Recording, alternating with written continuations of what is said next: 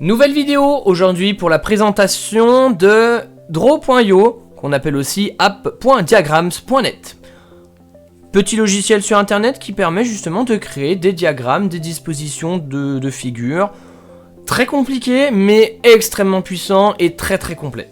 Franchement là on est sur du logiciel limite professionnel. On va pas se mentir, il est même professionnel puisqu'il est utilisé par des professionnels. Voilà, et il est bien sûr gratuit. Ça c'est un avantage. Quand on arrive sur Draw.io, il peut être en anglais et il peut être aussi en version noire, en version sombre. Donc pas d'inquiétude, dans Extra, voilà, dans le petit menu Extra, on a Language qu'on peut changer, donc on peut aller bien sûr sur Français, hop, petit chargement, voilà, comme ça cette fois, on l'a en français. Dans Supplément, on a l'apparence, on peut le mettre du coup en mode clair, comme ça, on peut mieux y voir, ça dépend. Donc vous avez ici votre zone de dessin, votre zone de création. Ici en l'occurrence on est sur un papier américain. Donc on peut lui dire qu'on veut travailler sur, on a 4. On peut lui dire qu'on travaille sur une version portrait, d'accord. Donc le portrait, vous connaissez, c'est votre page en version rectangle, en version large. Okay. Et à partir de là, on va pouvoir tout construire.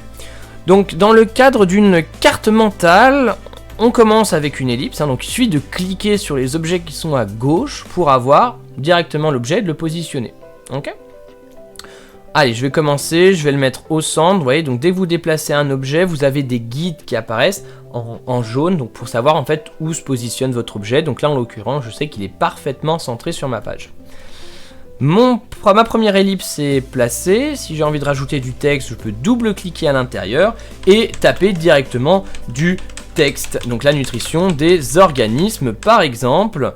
Voilà, hop là. Voilà, la nutrition des organismes. Premier texte. En redouble-cliquant dessus, on a à droite une petite fenêtre justement de paramètres. On peut le mettre en gras, on peut changer le style, on peut bien sûr changer la police, d'accord. Donc on a vraiment pas mal de choix.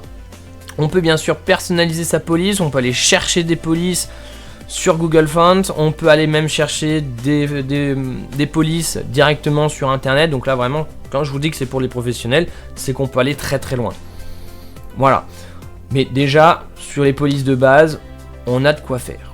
On peut changer la couleur, pareil, on est vraiment sur de la personnalisation ultra détaillée. On peut rester sur du classique, ça sert à rien non plus d'aller chercher des choses. Voilà, très bien. À partir de là, on peut du coup rajouter plein de choses. On peut rajouter éventuellement une autre bulle qu'on pourrait mettre sur le côté. Vous voyez, là on a un petit trait bleu pour montrer que c'est aligné. Hop, je peux rajouter par exemple les organismes. Voilà, comme ça, on est bien. Hop, pour changer la couleur du texte, on va le mettre en rouge par exemple. Voilà, comme ça c'est en rouge. Voilà. Si on veut changer la bulle, la forme de la bulle, changer un petit peu son contenu, il va falloir cliquer sur style. Parce que là, on change le style de la bulle. Donc cette fois, on a des choses déjà prédéfinies. Ok, par exemple, voilà, donc on a vraiment de quoi faire.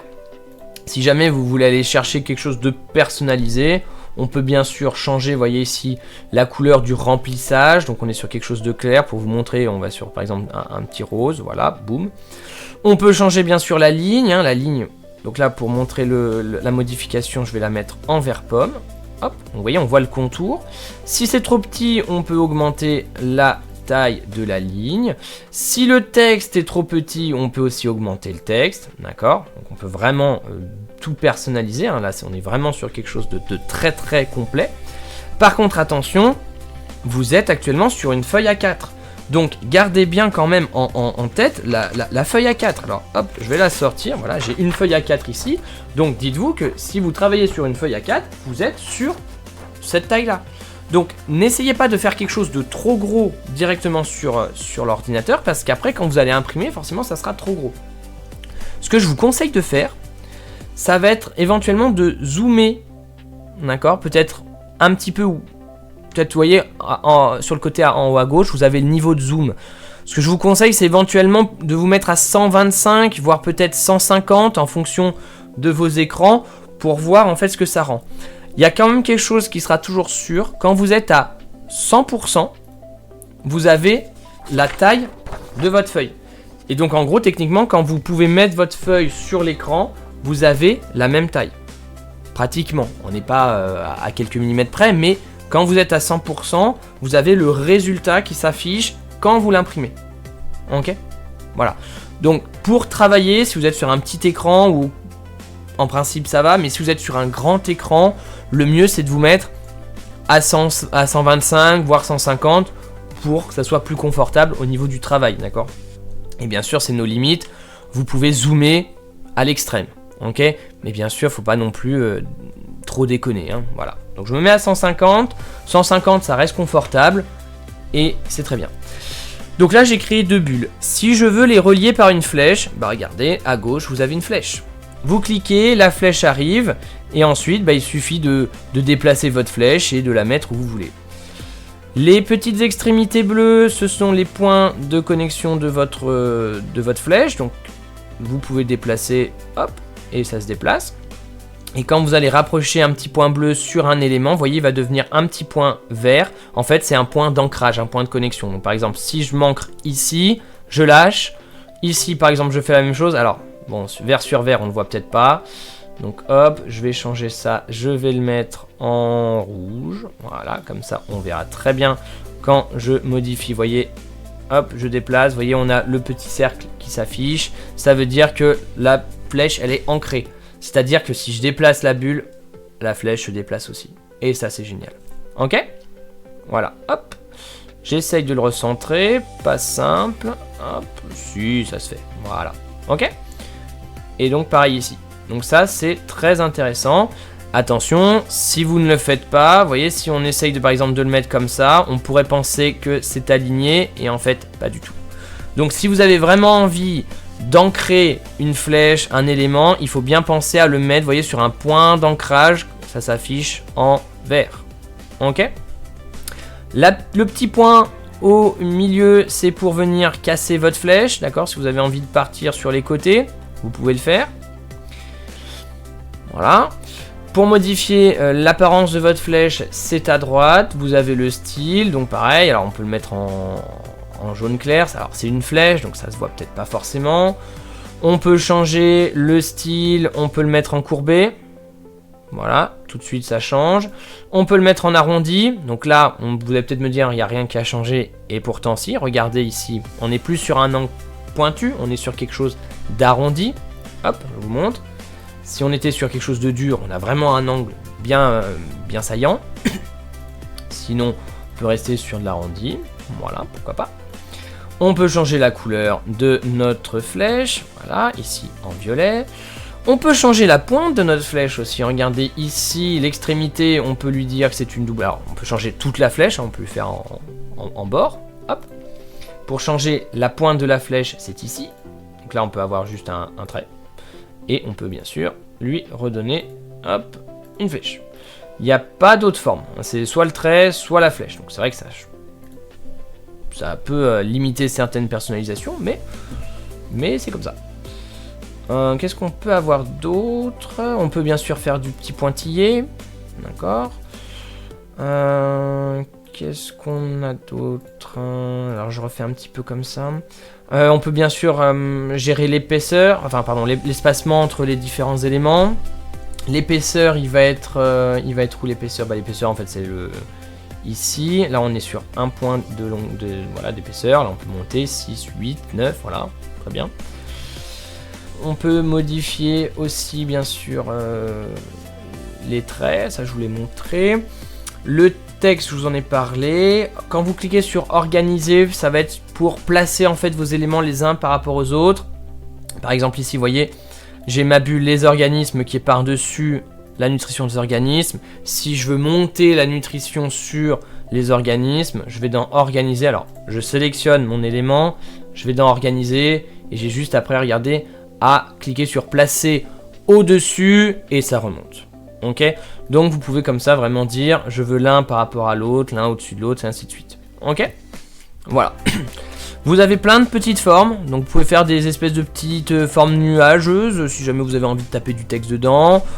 Si vous avez envie de mettre un bonhomme, pourquoi pas, je vois pas l'intérêt, mais bon, voilà, enfin, tout est possible.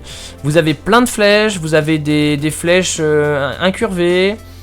Hop, vous voyez, on peut le lier ici, on peut le lier, est-ce qu'on peut le lier avec une autre flèche? Non, il n'y a pas de point, par contre, ici, j'ai vu un point, voilà. Donc, on peut vraiment faire plein de choses. Alors, hop, je me suis trompé, voilà, tchac. Voilà, d'accord, donc on peut vraiment faire plein de choses différentes. Voilà. Dans divers, vous avez d'autres formes particulières que vous n'utiliserez pas. Dans l'onglet flèches, vous avez plein de petites flèches, d'accord. Et après, pour tout le reste, vous avez plein d'autres formes définies, mais vous n'en avez pas besoin. Par exemple, je prends la catégorie essentielle. Voilà, vous avez compris. Vous pouvez, je crois, importer des images déjà toutes faites. Alors vous pouvez, tac, voilà, plus d'icônes. Plus d'icônes, vous pouvez avoir plein de choses. Mais pareil, vous n'êtes pas électricien. Voilà, vous avez compris. Donc vous avez vraiment énormément de choses, puisque comme je vous l'ai dit, c'est utilisé par plein de gens à travers le monde. Donc vous avez plein d'icônes déjà toutes faites.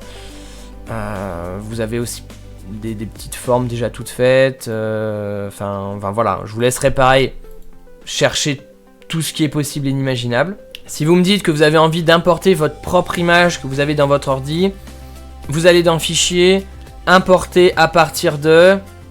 Alors si vous avez Google Drive, OneDrive, Dropbox, évidemment vous pouvez choisir. Mais si c'est dans votre ordi, ça va être Périphérique. Là vous avez une fenêtre qui s'affiche et vous allez chercher dans votre ordi l'image que vous avez envie d'importer. D'accord, donc par exemple, hop, mon petit renard, vous le connaissez, le voilà, et il vient d'apparaître. Ok. Évidemment, vous pouvez redimensionner la taille, vous pouvez faire pivoter l'image, ok, donc vraiment, vous pouvez faire plein de choses. Ok. Donc voilà, ça peut être intéressant si vous avez envie de rajouter des petites icônes d'illustration, c'est pas nécessaire, mais pareil. Faites exprimer votre créativité, faites-vous plaisir, il faut que ça soit compréhensible, il faut que ça soit lisible, mais si ça peut rester agréable, c'est bien aussi. Ok. Si jamais vous débordez, par exemple, vous arrivez vous avez plein d'éléments et vous dites ah j'ai plus de place. Et ben regardez, si vous débordez, si vous dites j'ai plus de place et que vous poussez un petit peu l'image, bah vous voyez votre zone de dessin elle s'agrandit. Ok. Alors là attention, on n'est plus sur le format défini de base, donc on est plus sur du A4, mais on va être en fait sur 3 feuilles, les unes à côté des autres, d'accord. C'est-à-dire c'est ce qu'on voit. Vous voyez les petits pointillés au milieu ici, bah on est sur finalement une page à côté. Ok. Voilà. Donc si vous imprimez ça, vous aurez 3 pages. Ok. Voilà. Donc faites attention si vous venez imprimer votre résultat à la taille du coup de l'ensemble. Ok. Mais si vous restez sur une page A4, c'est largement suffisant. Si vous devez rendre votre travail numériquement, vous allez dans Fichier, vous allez dans Enregistrer sous, et là, vous avez une petite fenêtre ici qui s'affiche. Enregistrer sous diagramme sans nom.draw.io. Donc là, c'est le format pour le logiciel, si vous avez envie de le réimporter. Mais moi, je vous ai demandé un PNG, d'accord, une image PNG. Donc vous cliquez sur PNG. Vous pouvez bien sûr lui donner un nom, d'accord. Donc par exemple, hop, ma carte mentale, voilà. Donc c'est une image PNG, voilà. Où est-ce que vous avez envie de l'enregistrer? Alors, si vous êtes connecté, bon bah ça marche très bien. Sinon, vous pouvez faire télécharger.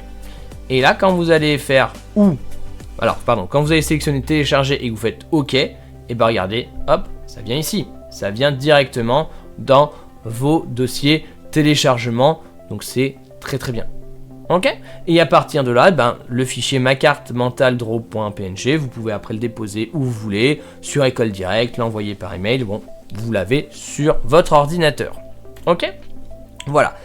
Après pareil, comme tous les logiciels, comme tous les programmes, n'hésitez pas à aller chercher les petits boutons de personnalisation, de vous poser des questions. Qu'est-ce que ça fait si je clique ici, justement pour apprendre et pour découvrir ce que fait votre logiciel.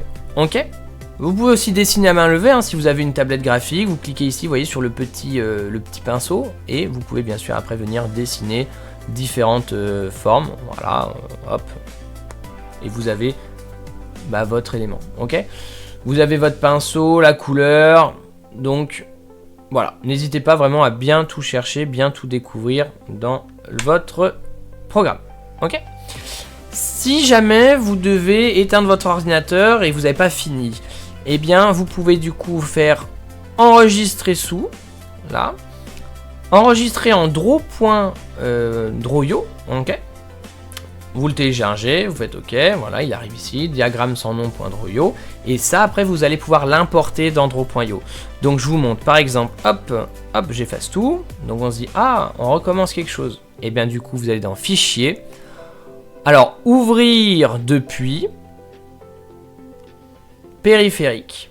Et là, vous avez une fenêtre qui s'affiche, pour aller sélectionner où dans votre ordinateur, vous avez un fichier draw.io. D'accord, donc par exemple diagramme sans nom, c'est ce que j'ai sauvegardé. Vous cliquez sur ouvrir et là, hop, ça charge. Hein, donc évidemment c'est un peu de charge. Voilà, petit temps de chargement et boum, vous avez votre travail que vous avez sauvegardé auparavant.